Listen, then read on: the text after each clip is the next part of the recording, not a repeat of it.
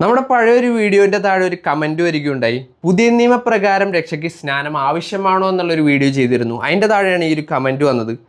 അതായത് അവിടെ എഴുതിയിരിക്കുന്നത് ഇതാണ്: മുളച്ചു വരുന്നതായിട്ടുള്ള ദൈവവിരോധികളാണ്, ദൈവത്തിൻ്റെ വചനത്തെക്കുറിച്ച് ബൈബിളിനെ കുറിച്ച് ഒരു പരിജ്ഞാനവുമില്ല, പിന്നെ സഭയാണോ അല്ലെങ്കിൽ നേതൃത്വം അവരെ തള്ളി അന്നാണ് അവരെ ശരിയാക്കുകയോ നല്ല വഴിയിലേക്ക് കൊണ്ടുവരികയോ അവർക്ക് യഥാർത്ഥമായ ഒരു പരിജ്ഞാനം കൊടുക്കുകയോ ചെയ്യാത്ത ഒരു ലീഡർഷിപ്പിൻ്റെ പ്രശ്നമാണിത്, അവരാണ് ഇതിൻ്റെ പ്രശ്നക്കാരെന്നൊക്കെ പറഞ്ഞുകൊണ്ടാണ് ഈ ഒരു കമൻറ്റിൽ കാണുന്നത്. പക്ഷേ ഈ ഒരു വീഡിയോയിൽ നമ്മൾ എവിടെയാണ് ദൈവത്തിൻ്റെ വചനത്തിൽ ഇല്ലാത്ത കാര്യം പറഞ്ഞത്? സ്നാനത്തെക്കുറിച്ച് പുതിയ നിയമത്തിൽ എന്താണ് എഴുതിയിരിക്കുന്നത്? 1 പത്രോസ് 3:21 നമുക്ക് കാണാം, സ്നാനമോ ഇപ്പോൾ നിങ്ങളെ രക്ഷിക്കുന്നു. അതായത് ബാപ്റ്റിസം നൗ സേവ്സ് യു എന്നവിടെ മലയാളത്തിലും ഇംഗ്ലീഷിലും എഴുതിയിട്ടുണ്ട്. പിന്നെ നമുക്ക് കാണാം യേശു പോകുന്നതിന് മുമ്പ് എന്താണ് പറഞ്ഞത്? മർക്കോസ് 16:16 വിശ്വസിക്കുകയും സ്നാനമേൽക്കുകയും ചെയ്യുന്നവൻ രക്ഷിക്കപ്പെടുന്നു തന്നെയല്ലേ?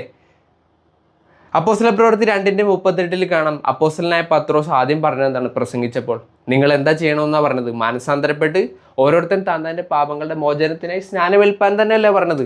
ഫിലിപ്പിയിലെ കാരാഗൃഹ പ്രമാണി അപ്പോസ്തലപ്രവൃത്തി 16, അപ്പോസ്തലപ്രവൃത്തി 8 എത്യോപ്യക്കാരനായ ഷണ്ണൻ, ഇങ്ങനെയുള്ളവരൊക്കെ സ്നാനമേറ്റിട്ട് തന്നെയല്ലേ രക്ഷിക്കപ്പെട്ടത്. നമുക്ക് പിന്നെയും കാണാം അപ്പോസ്തലപ്രവൃത്തി 22:16 അപ്പോസ്തലനായ പൗലോസിന് പോലും സ്നാനമേൽക്കേണ്ടി വന്നു രക്ഷ പ്രാപിക്കുവാൻ, പാപങ്ങളെ കഴുകിക്കളയുവാൻ. ഇനിയും ഒരുപാട് വാക്യങ്ങളുണ്ട് സ്നാനത്തെക്കുറിച്ച് എന്താണ് പഠിപ്പിക്കുന്നത് പുതിയ നിയമം. അല്ലാതെ നമ്മൾ സ്വന്തമായ വാക്കുകൾ കൊണ്ടോ നമ്മളുടെ സ്വന്തമായ ജ്ഞാനം കൊണ്ടോ അല്ല ഈ കാര്യങ്ങൾ വീഡിയോയിൽ പറഞ്ഞത്. അപ്പോൾ ഇതിലെവിടെയാണ് തെറ്റ്, അല്ലെങ്കിൽ ഇതിലെവിടെയാണ് ബൈബിളിൽ നിന്ന് വിരോധമായി പോയിരിക്കുന്നതെന്ന് നിങ്ങൾക്ക് കമൻറ്റിലിടാം. Thank you.